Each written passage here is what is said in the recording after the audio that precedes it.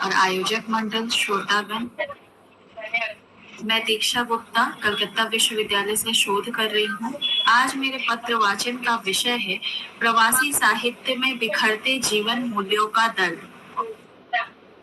तो प्रवासी साहित्य जो है अपने लंबे संघर्षों के बाद वह वर्तमान में किसी पहचान का अब मोहताज नहीं है। आज हम भारत में प्रवासी साहित्य पर शोध भी कर रहे हैं, पढ़ा भी रहे हैं और पढ़ भी रहे हैं।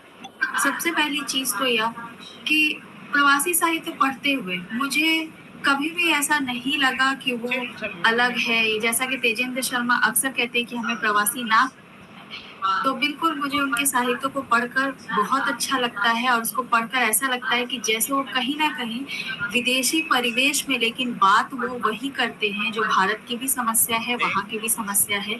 जैसा कि मेरा विषय है भारतीय संस्कृति और जीवन मूल्यों के बिखरने की बात मैं कर रही हूँ, तो आज जिस तरह प्रवासी साहित्यकार अपनी अगली पीढ़ी में भारतीय संस्कार और मूल्यों के विघटन और बिखरते हुए चीजों को वो देख रहा है, महसूस कर रहा है और उस पर वो अपनी कलम चला रहा है, वैसी ही समस्या कहीं ना कहीं मुझे लगता है भारत में हमारी जो पुरानी पीढ़ी है वह भी फेस करती है, वह भी देखती है और उसे भी यह एक समस्या लगती है कि जो नई पीढ़ी है वो भारतीय संस्कारों को जो है नकारते हुए चल रही है। चाहे हम इसमें किसी का भी नाम ले सकते हैं, अभिमन्यु अनंत हो, दिव्या माथुर, तेजेंद्र शर्मा हो, सुदाम ढींगरा जी हो, सुसम बेदी हो, इन सभी ने अपने कहानियों में कहीं ना कहीं भारतीय मूल्य संस्कारों के बिखरने के दर्द को व्यक्त किया है।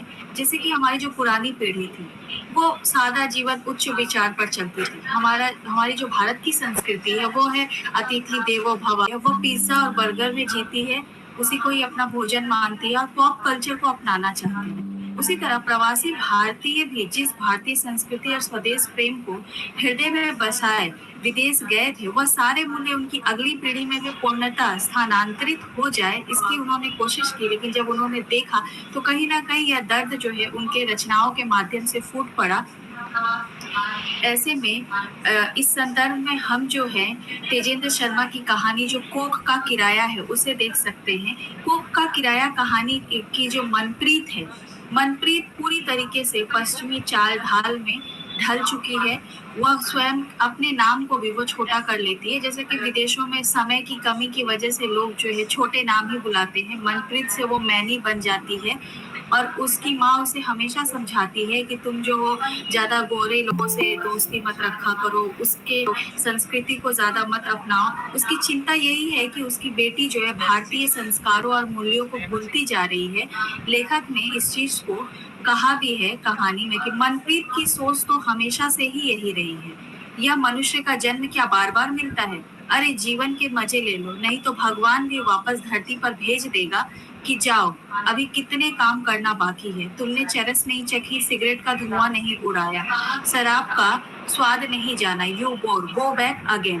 तो यहाँ पर जो मनप्रीत की माता की जो चिंता है, जो बेचैनी है, वह एक प्रवासी भारतीय की बेचैनी है। एक प्रवासी भारतीय भी अपनी संतान को भारतीय संस्कारों को मानते हुए देखना चाहता है, परंतु उसकी अगली पीढ़ी मनप्रीत की तरह ही मैनी बन जाती है और मैनी जो है इसका परिणाम भी भुगतती है। कहानी में जो है अंततः वो जो है अपने पति और अपने परिवार से अलग हो जाती है, उसके पति उसे छोड़कर चले जाते हैं और तब उसे अपनी माँ की बात बार बार याद आती है, क्योंकि उसकी माँ कहती थी कि ये जिस तरह से जीवन जी रही है इसे एक दिन जिंदगी इससे हिसाब मांगेगी और यह तब उसका हिसाब चुका नहीं पाएगी। इसी संदर्भ में मैं जकिया चुपेरी जी की कहानी सांकल को भी का भी जिक्र करना चाहूंगी, जिसमें उन्होंने भारतीय मूल्यों के विघटन की बात की है। कहानी की जो माँ सीमा है वह अपने पति जैसा अपने पुत्र को ना बनने देने की बहुत कोशिश करती है। वो चाहती है कि उसका बेटा जो समीर है वो उसके पति जैसा ना बने, वो अपने बेटे में भारतीय संस्कारों को भरपूर भरने की कोशिश करती है, लेकिन उसका बेटा अक्सर ही जो है पश्चिमी संस्कृति में रहकर वो पूरी तरीके से ही पाश्चात्य संस्कृति को अपना लेता है और अक्सर जो है अपने घर में अन्य अन्य स्त्रियों को लेकर आता है। जब उसकी माँ मना करती है कि बेटा ऐसा मत किया कर क्योंकि ये हमारे संस्कार नहीं है, अगर तुम्हारी बहन के जो बच्चे हैं जो 7-8 वर्ष के, जब वो आएंगे देखेंगे तो उनसे तुम क्या कहोगे कि उस स्त्री के साथ तुम्हारा क्या संबंध है। और तब समीर जो है अपनी माँ को जो है आहत पहुंचाता है, उसे मारता है। और सीमा जो है तब उसे एहसास होता है कि उसने अपने पति से अलग जिस बेटे को बनाना चाहा था, वह बेटा जो है पाश्चात्य संस्कृति में ढलकर और पितृसत्तात्मक सोच के साथ वो और ज्यादा खतरनाक और बिल्कुल ही अलग हो गया है। ऐसी नई पीढ़ी से जो है डर लगता है, वह डर के मारे अपने दरवाजे का सांकल बंद किए बैठी है। उसे डर लगता है कहीं उसका बेटा फिर से आकर उस पर जो है किसी तरह का अत्याचार न करने लगे।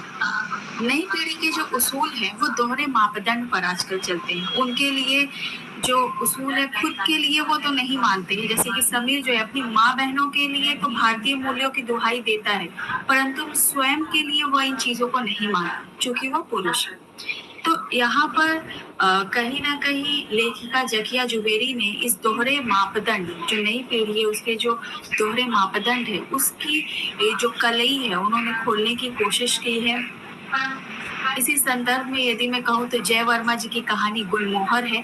गुलमोहर में भी जो माँ है कमला, वह अपने पुत्र की पढ़ाई लिखाई हर चीज के लिए इतनी तत्पर रहती है, हमेशा रात रात भर जागना, उसको कॉफी बना कर देना, सब कुछ। मतलब पुरानी पीढ़ी हमेशा चाहती है कि नई पीढ़ी की उन्नति हो, तरक्की हो, वो खूब पढ़े, खूब आगे बढ़े। लेकिन वही बेटा ध्रुव जब कुछ बन जाता है और कनाडा चला जाता है तो अपनी माँ को वह बेघर कर देता है। कनाडा में वह एक होटल खोलना चाहता है ताकि उसकी कमाई अच्छी हो सके। कनाडा में जाकर वो विदेशी स्त्री से विवाह करके बस जाता है, कभी अपनी माँ के पास नहीं आता है। और वो आता तब है जब उसे पता चलता है कि जो कोठी है गुलमोहर, वह जो है काफी करोड़ों की संपत्ति है और उसको बेचकर वो अपने भविष्य के सपनों को पूरा कर सकता है।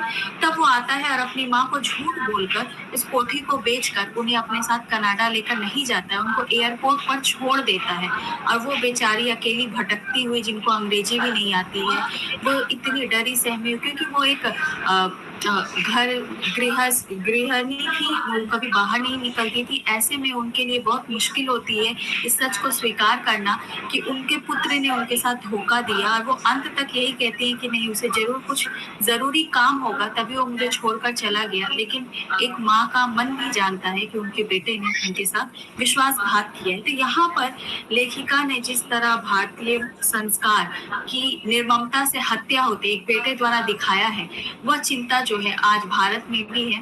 सुधा ओम ढींगरा की बहुत सारी कहानियां, अनुभूंज, कमरा नंबर 103, दिव्या माथुर की नीली डायरी, पुष्पिता अवस्थी की गोखरू, भ्रम, विंटर पोनी, पुष्पा सक्सेना की वर्जिन मीरा, सुषम वेदी की चिड़िया और लौटना, इस तरह की तमाम कहानियां हैं जिसमें वृद्धों के साथ हो रहे, नई पीढ़ी द्वारा हो रहे पुरानी पीढ़ी के ऊपर अत्याचार या फिर उनके साथ किए जा रहे धोखा, विश्वासघात, भारतीय संस्कारों और मूल्यों के हत्या का विस्तार से वर्णन जो है प्रवासी साहित्यकारों ने किया है।